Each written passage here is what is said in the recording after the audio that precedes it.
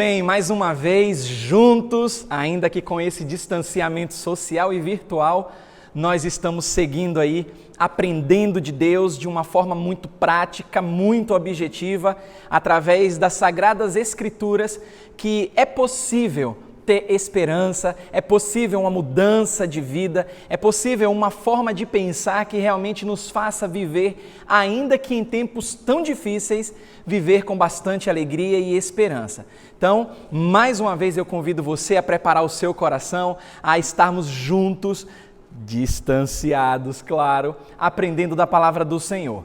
Meu carinho, minha gratidão por você me deixar entrar no seu lar, onde quer que você esteja, acompanhando aí essa mensagem poderosa que realmente já está fazendo a diferença na vida de muitas pessoas. Então vamos orar, feche os seus olhos e ore comigo mais uma vez. Obrigado, Senhor. Obrigado por este momento, obrigado por Tua palavra, obrigado por nos fornecer esperança em meio a tudo que tem acontecido no mundo. É bem verdade que muitas pessoas estão sofrendo, estão amarguradas, estão desesperançosas, porque olham para o lado, olham para o outro e não encontram uma saída, uma luz no fim do túnel. Mas nós te louvamos, te agradecemos, porque na Tua palavra podemos encontrar esperança eterna e isso tem feito com que as nossas atitudes, elas realmente sejam transformadas, para que em meio a tudo isso, a todo esse caos que nós estamos vivendo no mundo por conta dessa pandemia, a gente venha aprender a lidar com tudo isso de uma forma alegre, de uma forma sadia, com esperança que realmente transforma vidas. Nós te agradecemos, Senhor, eu agradeço pela vida de cada um que está acompanhando esta mensagem poderosa, orando no nome de Jesus. Amém e amém.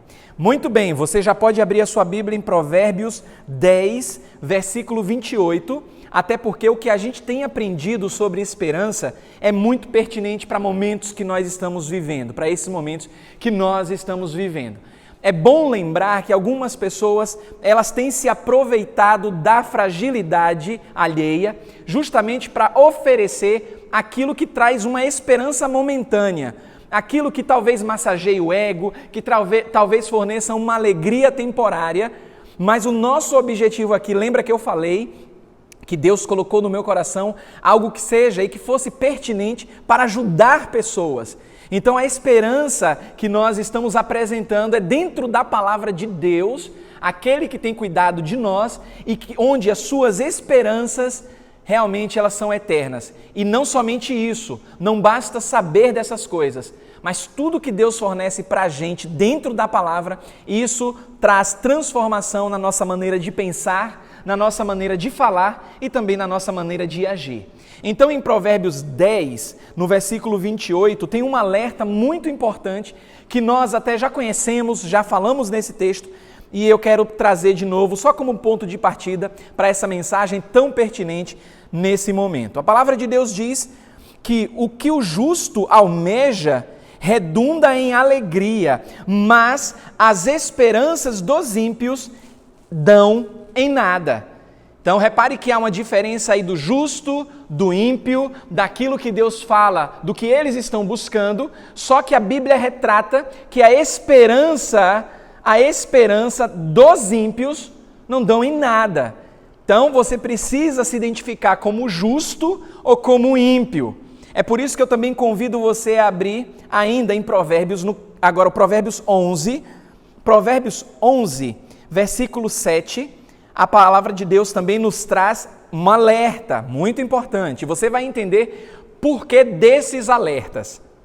Provérbios 11, versículo 7. Quando morre o ímpio, a sua esperança perece. Tudo o que ele esperava do seu poder dá em nada. Por que eu estou trazendo todos esses alertas, já que a gente está falando de esperança, de mudança, de transformação? Por que eu estou trazendo dessa forma? É justamente para alertar você a respeito do que é a verdadeira esperança em contraste com a falsa esperança. Lembra que eu comecei dizendo que muitos aproveitadores têm trazido falsas esperanças para as pessoas.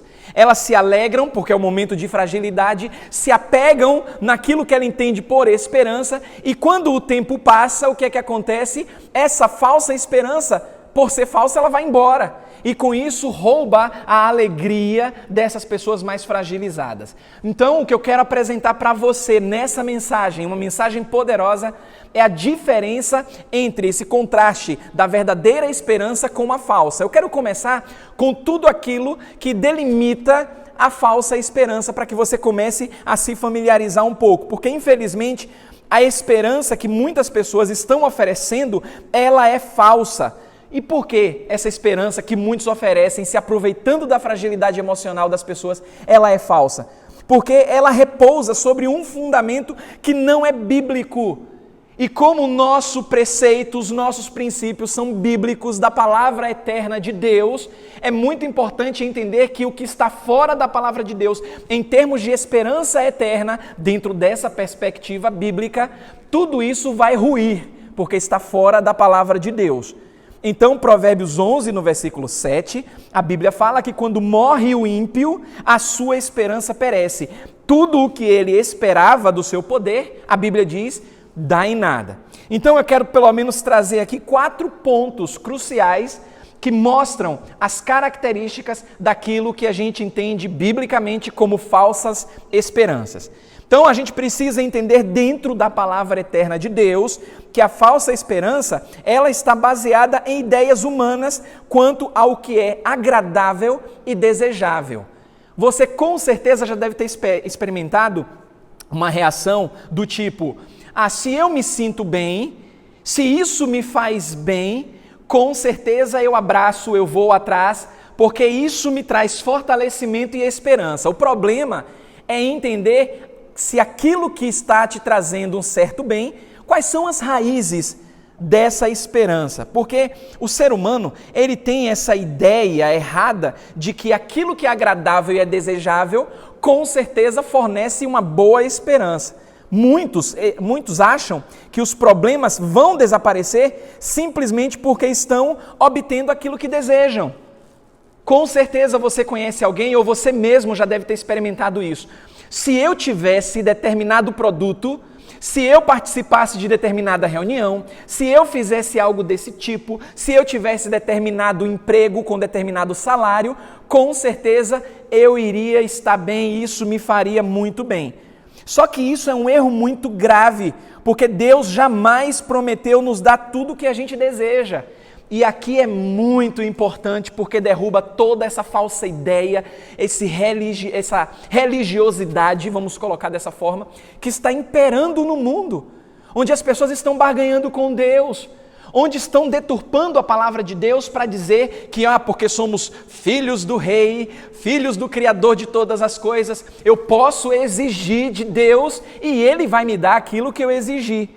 Então isso é um erro grave, porque Deus nunca, nas Escrituras, nos prometeu dar tudo o que a gente deseja.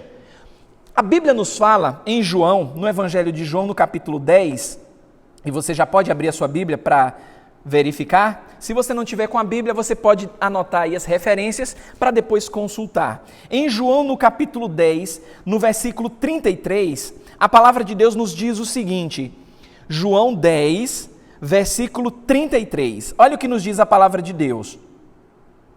Responderam os judeus: não vamos apedrejá-lo por nenhuma boa obra, mas pela blasfêmia, porque você é um simples homem e se apresenta como Deus. O que a gente percebe aqui? É só para você ter noção da ideia, do contexto. Jesus Cristo é o Filho de Deus.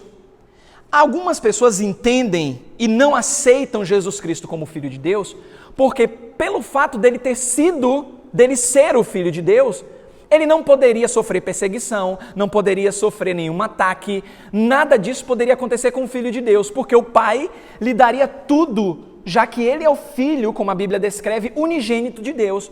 Mas mesmo Jesus fazendo o que é certo, a Bíblia fala que mesmo assim escarneceram dele, procuraram matá-lo, e o que aconteceu, mas é para um outro momento. E a Bíblia mostra que os judeus estavam ali e queriam apedrejá-lo não pelas obras que ele estava fazendo, mas simplesmente porque ele se fazia igual a Deus. Na verdade, ele é o próprio Deus encarnado, mas as pessoas não entendiam isso.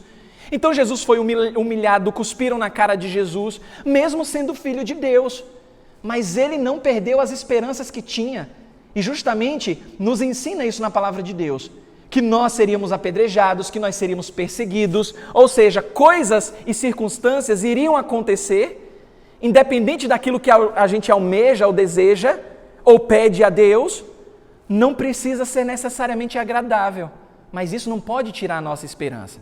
O próprio Tiago, o irmão do Senhor, lá em Tiago, na carta de Tiago, no capítulo 1, a partir do versículo 2, a Bíblia diz assim, Tiago 1, a partir do versículo 2, ele diz: meus irmãos, olha só, considerem motivo de grande alegria o fato de passarem por várias provações.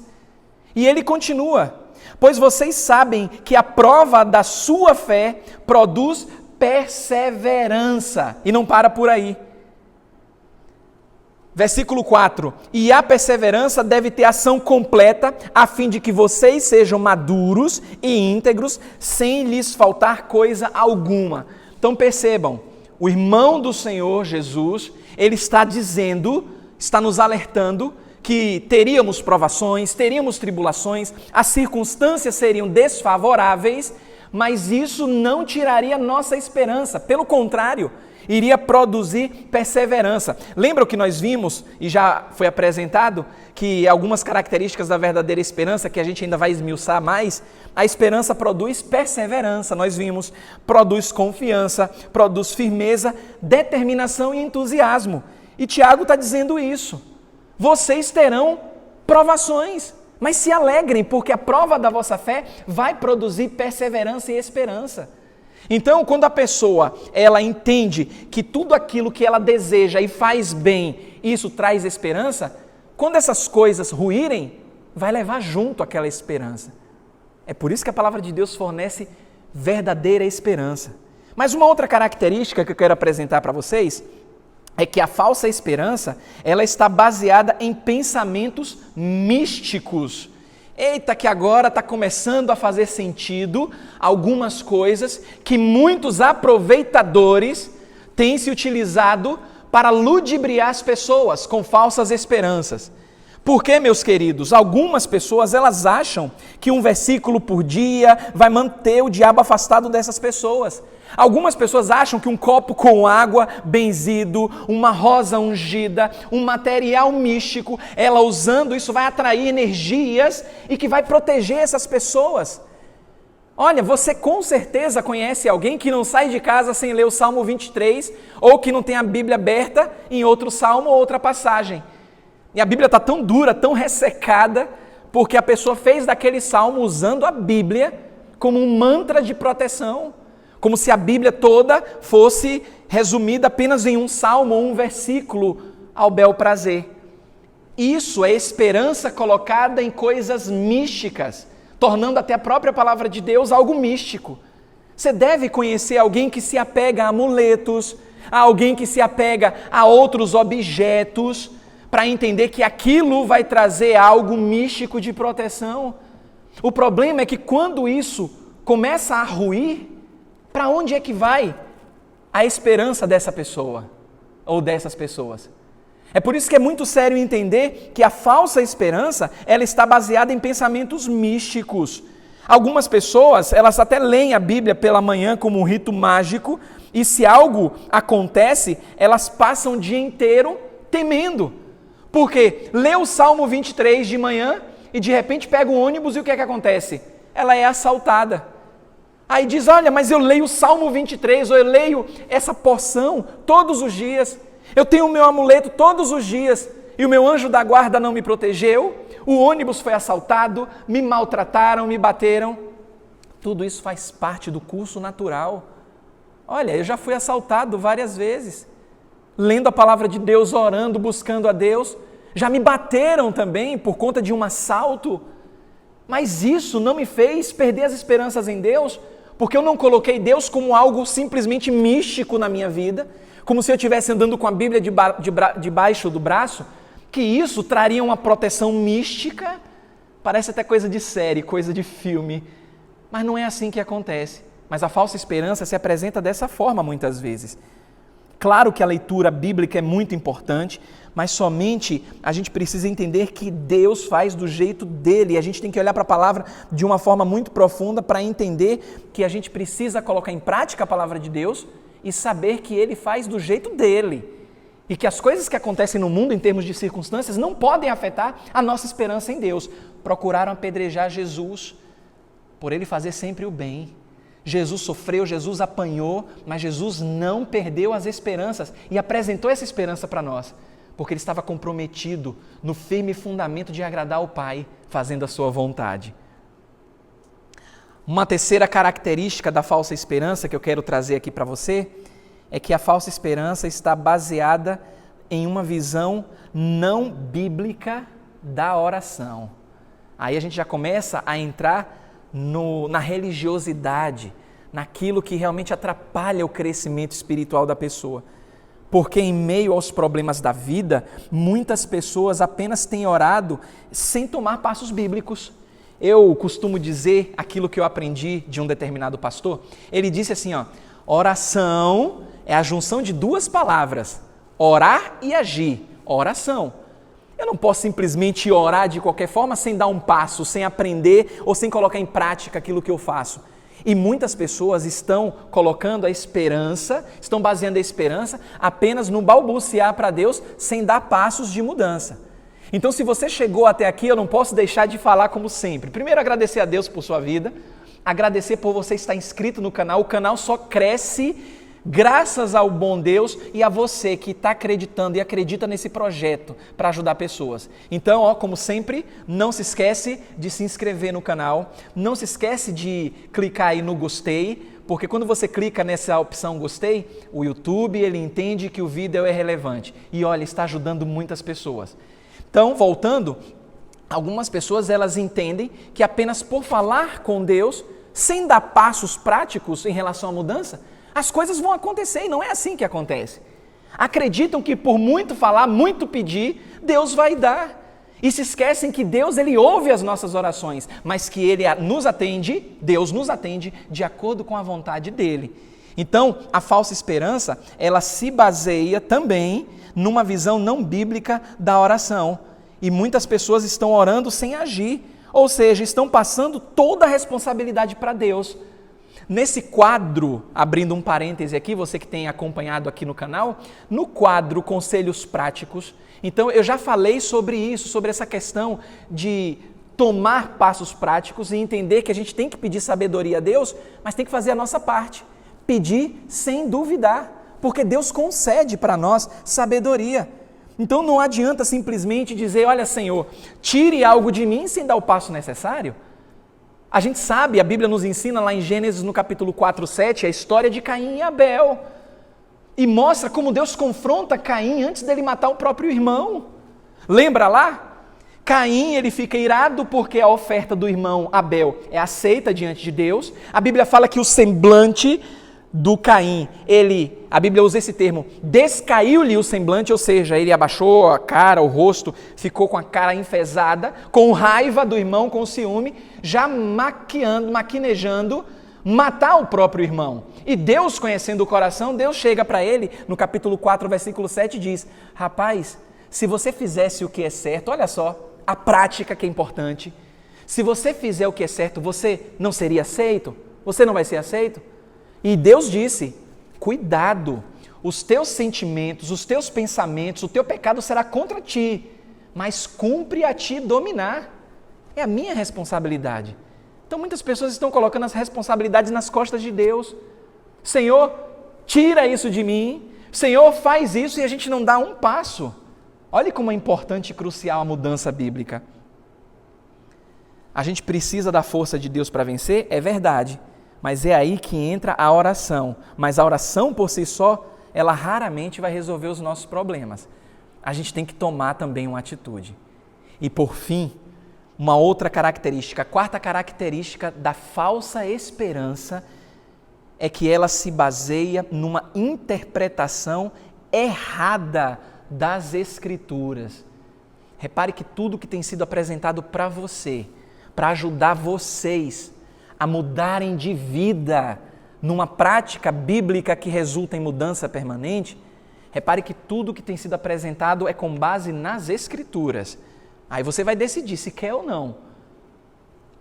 A falsa esperança, como ela se baseia também numa interpretação errada das Escrituras, algumas pessoas elas estão pegando trechos da palavra de Deus por questões pessoais, por preferências duvidosas e estão aplicando fora de contexto. Por exemplo, pessoas que abrem a Bíblia e colocam o dedo em cima sem levar em conta o contexto. Aí diz assim, hoje Deus vai me revelar o seguinte, já que é palavra de Deus. Aí pega a Bíblia, folheia e bota o dedo. Pronto, é palavra de Deus e eu vou ler aqui a revelação do meu Senhor. E está aqui, Aí diz assim, e Judas foi e se enforcou. Misericórdia, isso não é para mim não. Mas está lá, a Bíblia fala que Judas, depois que traiu a Jesus, jogou as moedas fora, ficou lá num remorso terrível e se enforcou. Aí você lê isso, pera lá, está na palavra de Deus. Mas isso aqui não é para mim. Isso aí é conveniência. Aí a pessoa fica desesperada, e um pastor contou como uma forma irônica, até uma forma meio jocosa, a pessoa vai lá, abre, não, isso não é para mim, vai lá, bota o dedo e está lá. Vai e faça o mesmo. Misericórdia. É Deus falando comigo ou é o diabo falando comigo? Mas na palavra, sabe por que dessa ilustração? Porque as pessoas que não têm prática bíblica, não têm vida de oração, não têm comunhão com Deus, estão apoiando as suas esperanças em versículos fora do seu contexto. Estão usando a palavra de Deus para o seu bel prazer. Eu aponto o dedo, se isso aqui for agradável para mim, então maravilha, é Deus falando. Mas se não for, não é Deus falando. Isso é muito conveniente, diga se não é verdade. Então a gente precisa ter cuidado em não prover uma falsa esperança dentro de um contexto, dentro de um texto fora de um contexto. A gente não pode buscar uma esperança em Deus apenas em versículos isolados, porque a esperança ela vai ruir quando a tempestade chegar. E isso me faz lembrar o que o próprio Senhor Jesus Cristo disse a esse respeito, quando ele ensinou a história dos dois construtores. Lembra dessa história? Um construtor fez a sua casa, ele construiu sobre a areia, e o outro construtor fez a sua casa sobre a rocha, edificou a sua casa sobre a rocha. O que é que acontece? Jesus Cristo diz que vem ventos, vem tempestades, sopram com ímpeto sobre as duas casas. Uma casa, ela desaba, porque ela foi construída sobre a areia, mas a casa que foi construída sobre a rocha, ela permanece. É interessante que nessa história, lá em Mateus, no capítulo 7, Jesus Cristo diz que todas as circunstâncias adversas vieram para os dois construtores, da mesma forma. Só que um ouviu a palavra, como diz, aquele que ouve essas minhas palavras e pratica, olha só, eu ouço e pratico, pode vir o que for. A casa não vai ruir, porque ele praticou aquilo que ele ouviu. Mudança permanente. Olha aí o objetivo da gente. Crescer em mudança, em prática permanente. Então, muito cuidado com as falsas esperanças. Em nome de Jesus, eu estou aqui para te ajudar, também, através da palavra de Deus. Então, se apegue a essa palavra, porque assim como tem as características das falsas esperanças, a gente vai aprender no próximo encontro sobre as características da verdadeira esperança. Eu te espero em nome de Jesus. Amém e amém.